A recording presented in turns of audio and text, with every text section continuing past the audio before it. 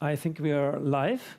So very different episode today. So thank you all for watching. Good morning, good afternoon, good evening, and thank you for joining the Going Meta episode. We are at season 2, episode 10, and it's the second episode ever out of, I didn't count, 40 or something, maybe more, that we're now doing at the same place in the same location, Jesus and I. Right. And we thought, okay, we are here, we are in Munich. We've just finished the Neo4j Graph Talk Pharma and Life Sciences, a full day of interesting talks, technical sessions, great presentations from customers and from the pharma community, and it was a great day.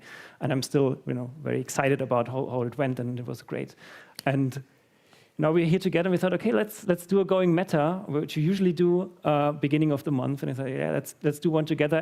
But not only you and I, but we thought, okay, let's add some flavor. And we invited another person for the first time. So, all these firsts. Some special occasions, a special guest, and Yeah. I thought it was worth taking kind of a different angle. So normally it's more hands-on, showing code, but this was a great opportunity to meet Stefan and to hear what he does, and also it was a perfect conclusion for a great day. So really, please, second one. Let's make sure that the third one is not like 2 years away. Yeah. Where's going to be the next one? Because we had the one in London, one in Munich. Maybe the next one. We'll figure that out. We'll figure that out exactly. We'll find another location and we'll do one there. But yeah, Stefan, thank you for joining us. Thank you for being here today. Great that you made the time. But to the audience, do you want to share a few sentences what you do, who you are, your background? So thank you very much also for being allowed to be here and being part of this. And I'm Stefan, and I'm a physician who is doing for several years transfer research in the lab after having finished my clinical fellowship. Mm-hmm. And now this transfer research focuses on 3D tumor systems, in vitro systems, and lately we were combining this with AI systems, where we're collaborating very strongly with Gregor Popovic at the Helmholtz Center. Mm-hmm. And so this was one of the reasons why you guys thought, this guy might be interesting as far as I understand. And we're based at the LMU. Okay. And we're doing this 3D models to identify new treatments for cancer patients. And so I have a long time in the clinics where I was treating patients with cancer. And so there I experienced firsthand the struggle and the lack of efficiency of the modern oncological treatments and the need for better treatments. And this is the driving force that makes me tackle this problem. Mm. And so this is where we are right now. And lately we got many signals from our stakeholders that surround us. Hey, this approaches that you apply, they're very, very interesting. How about spinning off? Yeah, and so we joined the Activator program last year, and made it for the presentation, the demo day with our approach and startup idea, and there we won the golden ticket from Biolabs, and this is currently the state, and we want to build on that, and very happy to be there. And super. Well, congratulations at first. Yeah. I mean, that's a big step. That's very nice. Very, very cool. I think in the before meeting here today, I think you mentioned that data in your field is particularly it's a huge challenge. I mean, we heard this all day here, where people say, okay, we have data in silos, we have data in wonky formats, we have data in a structure that is not really helpful. Then there's the whole unstructured data as well. Yes. And you said you have background here as well, and you work with that, and you see the same struggle for that. What is your what is your view here? How do you, how do you manage that? How do you tackle that from your point of view? And how do you see that whole challenge really being specifically in the pharma space? Yes, so I think it's a very big problem, specifically in pharma space, that you have like different pharmaceutical companies that all develop like covertly their drugs, do their animal experiments, and then they cannot all this very valuable data and experiences, they are locked in this data silos, as you said, and we cannot learn for the greater good from it. And so this is also the reason why drug development still remains so costly, and the costs rise more or less like over the last decades more and more, and to we can even say to unsustainable degree right now, where like the governments are having problems of paying for their citizens to get sufficient like medical care and treatments. Yeah. And do you think that is AI could help in that field? Is that, oftentimes, and we heard it today, but we heard we hear it a lot at Neo4j in the past years, like, oh yeah, why not do AI? Let's throw AI at it, and then it's gonna magically solve itself. Yes. What's your take on that? Yeah. So for this specific problem, I'm a big believer in AI, as you can see, not only the large language models, what use they bring to you, but also, like, for example, the AlphaFold, for which the Nobel Prize was given, which already starts transforming the way how drug discovery is being done. And so I really strongly believe in the use of AI. However, so the problem is, I think there's a lot of things that we have to address to use it for improving medicine and treatments for patients. For example, for this problem with the data silos, it's not only that having the possibility of applying it, but there needs to be also like political will, and so and also will in the companies, to address this. And so I think there's still a lot of work to do. There are positive examples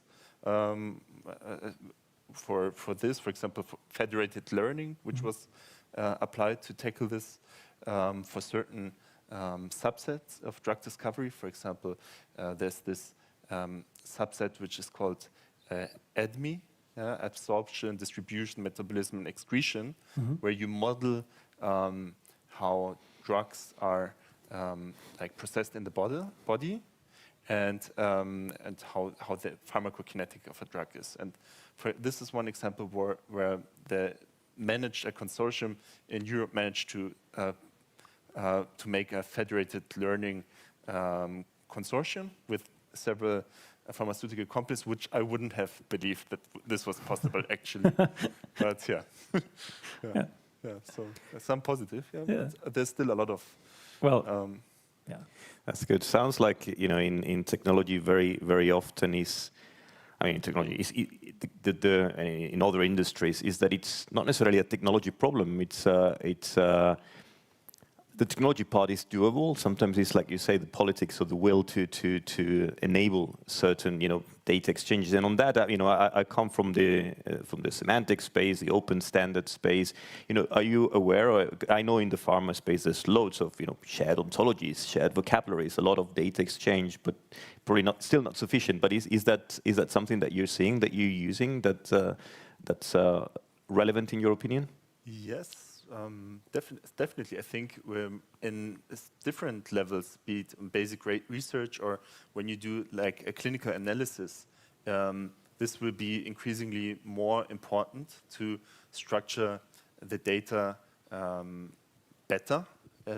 There's unordered data that we often face in clinics, be it you have to take it from patient charts, where partially people were like documenting only certain aspects, but missing other aspects which might be really important out. or be it in your like basic research in your experiments. And so we faced it in all these levels, that the labeling or annotations are proving difficult. So, and that real data creation, better data creation is necessary, and where you just relabel according to your needs certain false labels, and especially there, this ontologies would help a lot. Yeah. Yeah, absolutely, because they, we're talking about combining the siloed data once they're annotated according to standards that enables the interoperability that we're after. Yeah, for sure. Of course, I'm not an expert in this space. I'm more of a data person, so I'm curious if you can, and I'm sure in the audience, people that usually joins would be curious to understand. Maybe if you can dumb it down a little bit in the sense, because you mentioned we build 3D models. Maybe that's to kind of predict how a tumor will evolve over time. Are you building predictive models? Are you trying to anticipate things? How do you use data in a simple way so that people that aren't necessarily from the life sciences or pharma space can understand the type of work that you do with data? Yeah. So what we do at Oncera is that we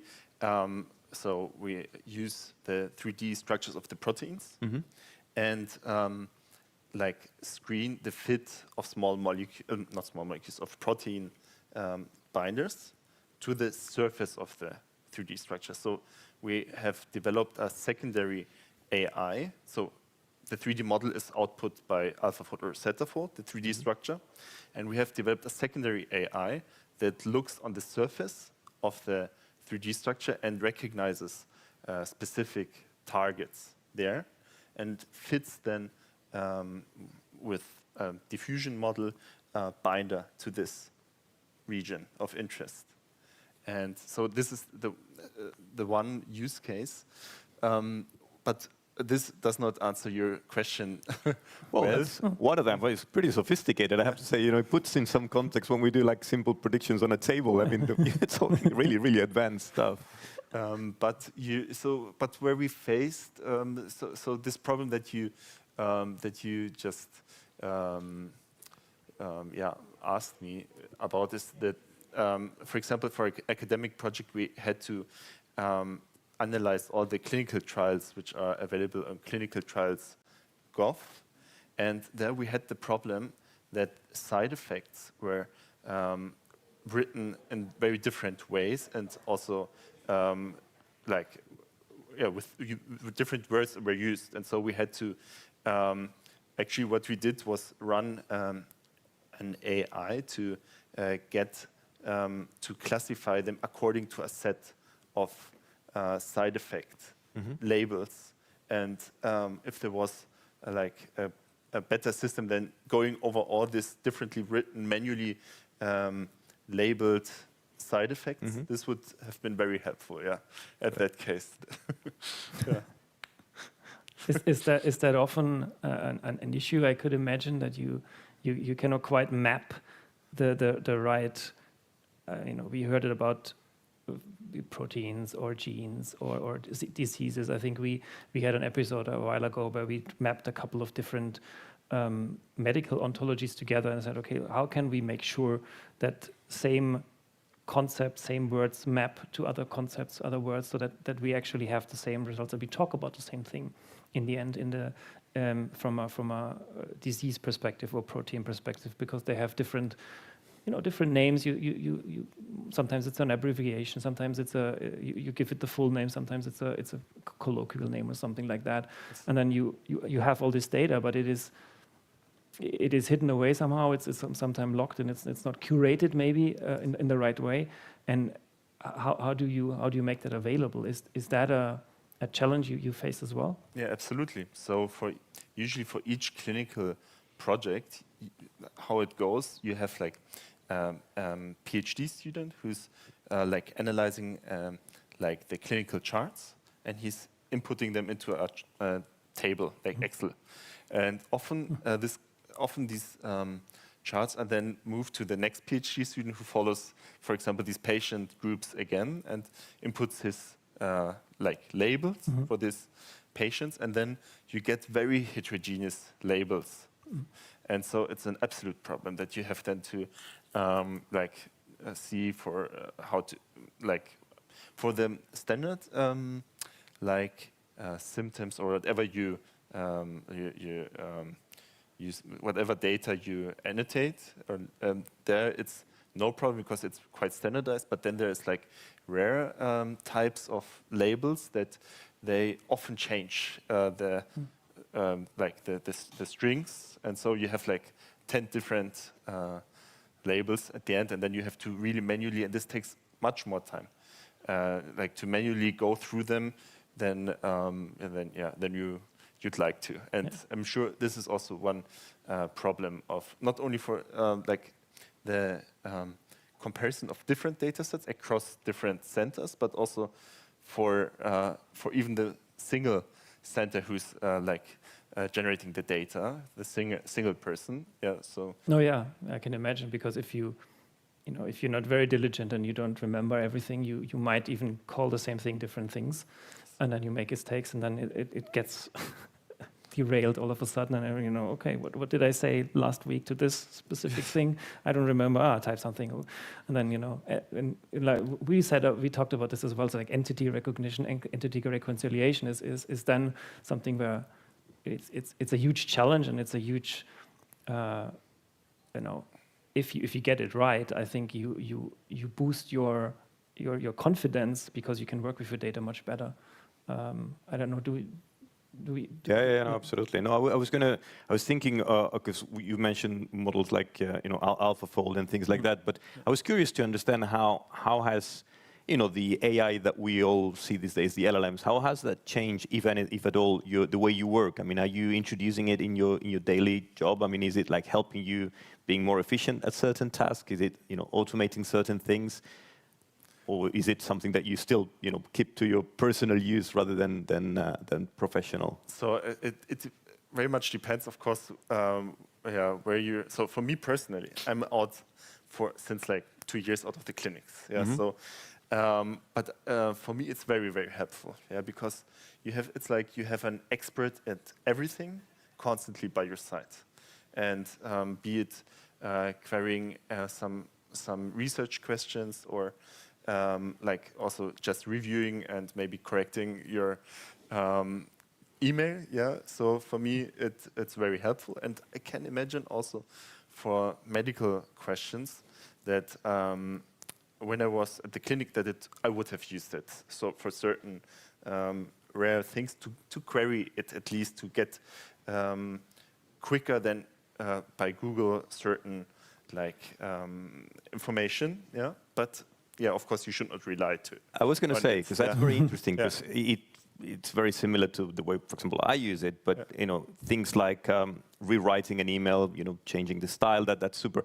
But when it's about things that can you trust it, and how, do you have? Because if it's my experience is that if you use these models in an area where you are an expert, that works, because you can immediately determine, well, that's bullshit, or that's right, or that's But if it's in an area where there's always this element of, can I really trust this? And then in that case, it's not that helpful, is it? Yes, true, absolutely. So this uncertainty, that you have for hallucinations, it's especially in the medical context, you do not want to have that, because can potentially have very severe consequences, right? So for me, I think this is generally a problem concerning AI, not only LLMs, that you have to, for medical applications or drug discovery, you have to really go sure that it's very reliable and does not endanger any patients, or is predictive in terms of the validity. For example, if you rely drug development program on the output of this AI, you want it to be as valid as possible in order to know, okay, this investment and this drug, this compound that we are betting on is gonna have most likely succeed and help the patients. So yeah, it's definitely an issue that needs to be either in clinical application or in basic research is very important. And it's not like, as you said, we have the like editing of your email help. Yeah, because that's the whole value proposition. And today it's been mentioned several times, this idea of grounding these models with some controlled and curated data. And so yeah, I think that's the context is super important. Is it a task where there's no right or wrong? I mean, an email better written, well, it saves me time, or from 3 bullet points it can write me. But yeah, a bad decision in a different context is a very, very different thing. So I guess that's where I think all industries, but in yours in particular, is in that space. So yeah, I think it's particularly interesting because when you think about it as from a patient point of view, I think until probably last year or maybe 2 years ago, nobody in their right mind was saying, "Hey, I'm Googling my symptoms and let's see what comes back and find a treatment." Now all of a sudden it's like this conversational thing in ChatGPT or wherever. And it gives me a very confident answer back and feel like, oh yeah, maybe it's. I hear this a lot from people. They have less issues with that. I think there's a level of trust that is, or level of, I would say, more criticism probably went away, and people were just saying, oh yeah, it's fine. How do you see this? I mean, this is especially in the medical field. I mean, if I'm a patient, I think I can imagine that it could help a lot to take away easy conversations from doctors who say, hey, ask this well-trained chatbot and you get a sourced, no hallucination answer to your question.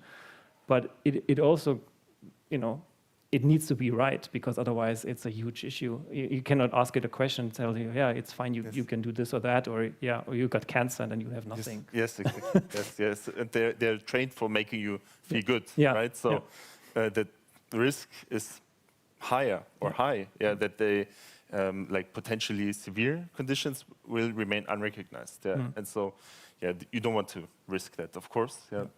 And so fully also on your side on that. So I was going to say that we'll continue the conversation, but we're in a unique case where we have audience in the room. So feel free to if you want to ask Stefan any question, just raise your hand and we'll be more than happy to repeat it so that the people joining remotely can hear it. So no pressure, but if you have any, just raise your hand and we'll be happy to take it. Yeah. Where was I? Now I lost my thoughts. Oh yeah, we talk about graphs a lot, obviously at the show, and I think this is one of these points where this can help a lot in terms of why do you need a graph database? Why is GraphRec so important? Why is a knowledge graph helpful? And how can you make that application, that data environment more trustworthy? And I know you haven't looked at graphs in the past from your point of view, but how do you see this whole data landscape from your point of view in terms of how? And you said you have some knowledge of other AI startups using data in pharma, dating in medical fields. How do you see that structure? How do you see that environment coming up, and what is your, in terms of trends maybe, what do you see there as emerging from your point of view?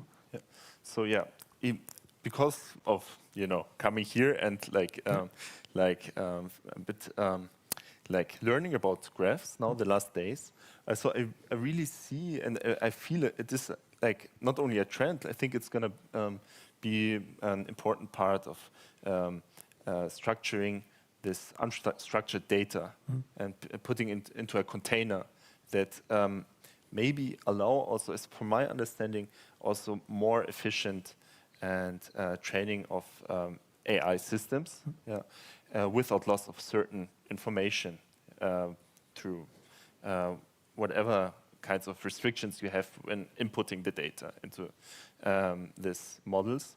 And so from my understanding, this graph-based data structuring approaches are ideally suited for this organized medical data that you have in the hospitals that are siloed in different areas, let's say. And but also you already see, which I didn't realize before I further learned about graph, that already in many of this, for example, AlphaFold, there's also like graph-based approaches and encoding like molecule information. And so it's already being used, and so and I think it has it's for certain data it definitely has a great potential, and so I'm looking forward to. I think it's that the especially so this is the biggest problem that we have in medicine, that we have like so much data distributed everywhere, which could really be used for benefiting, for the benefit of for everybody, and I think this might really be one additional method of approaching this data, and so we hope so. No, we've seen great examples of use today in the different sessions by the different presenters. So what have we not talked about that you would like to because I think there's kind of at least from my point of view, there's this sort of barrier where I kind of come from the data space, but probably don't have the right knowledge to ask more relevant questions. But I'm sure you're willing to, you're wanting to talk about something. Tell us about a project that you're involved now, or something interesting that you're busy with at the moment, or some challenge that you're not being able to solve. I don't want to put you on the spot because it's a question that I've kind of improvised, but I'm sure that there's some probably data challenge or technology challenge that you're tackling at the moment, and that's. So I mean, the one thing is what we do with Oncera is what I just introduced, that we use this 3D tumor models where we culture patient-derived tumor cells and use them as tumor avatars, which are very close to the patient and therefore have a very high predictive value for drug discovery. Because they're coming from the patient, and you have basically the tumor of the patient in your petri dish. Right.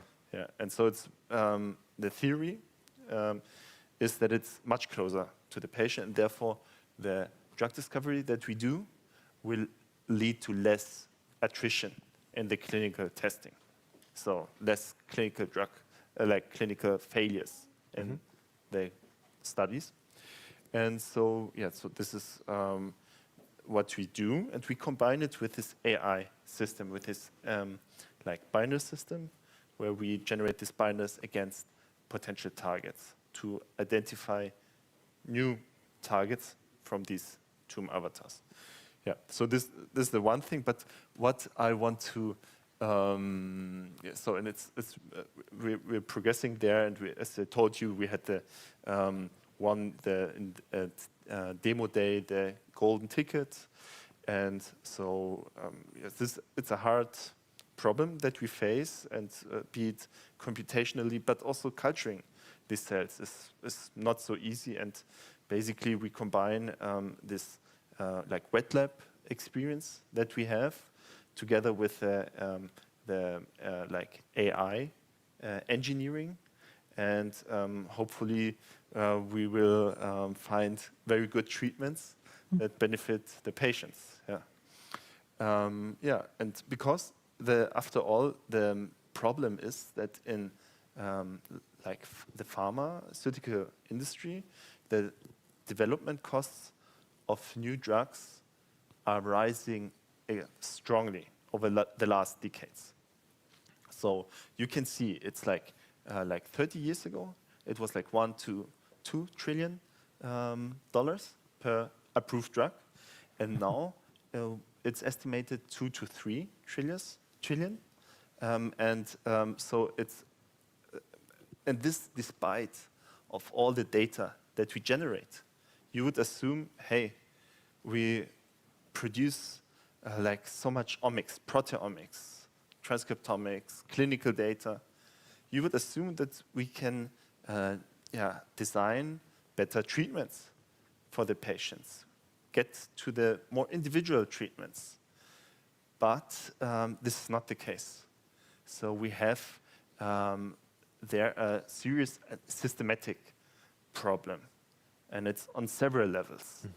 It's on regulation, very like clinical trials have to be designed a certain way, where you have to have a certain control group, a certain number of patients.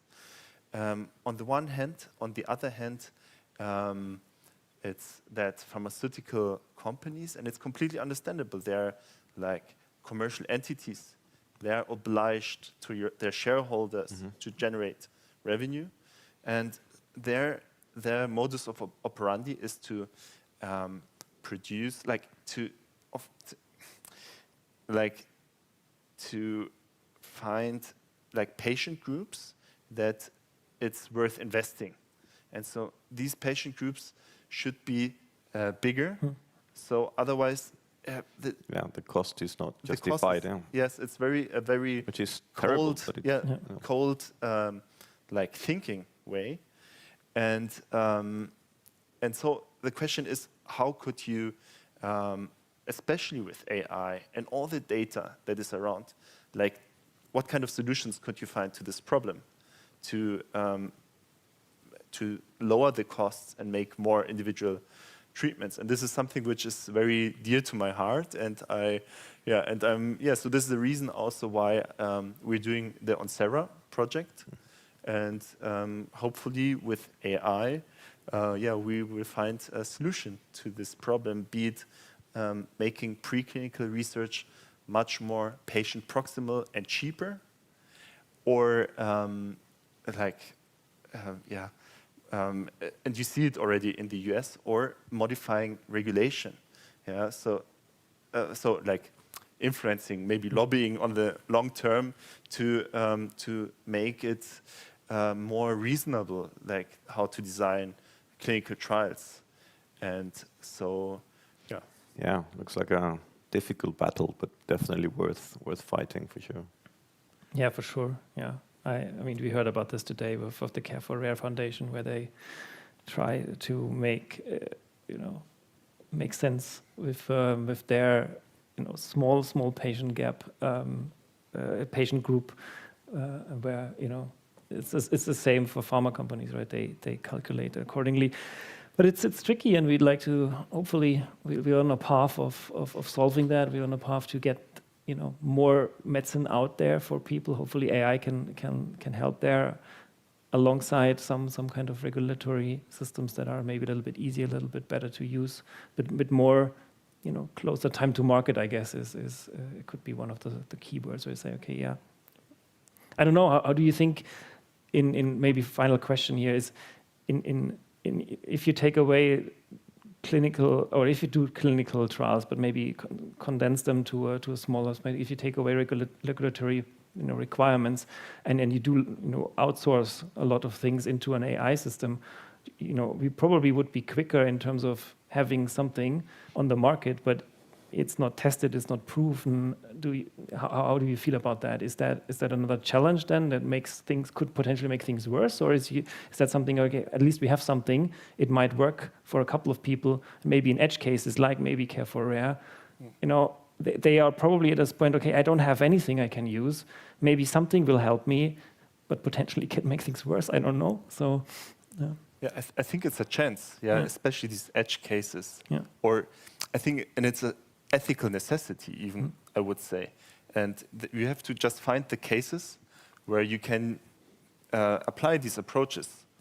And for me, I think a good entry like disease is cancer, because cancer is like it's really about survival. And so, do you really want to test with this one drug with 300 animals for toxicity? Because I mean, after all, the patient doesn't mind a bit of toxicity. He would rather just take this drug if it means he will get another 6 months. Versus, and so I think this might be really even an ethical case to like skip a few of these regulatory mandatory steps, maybe with the help of AI, to go quicker into the patient. Yeah, no, that's great. Yeah, really nice conversation. I don't know, any final thoughts? I don't have any more questions. Cool. Well, I think that's a wrap for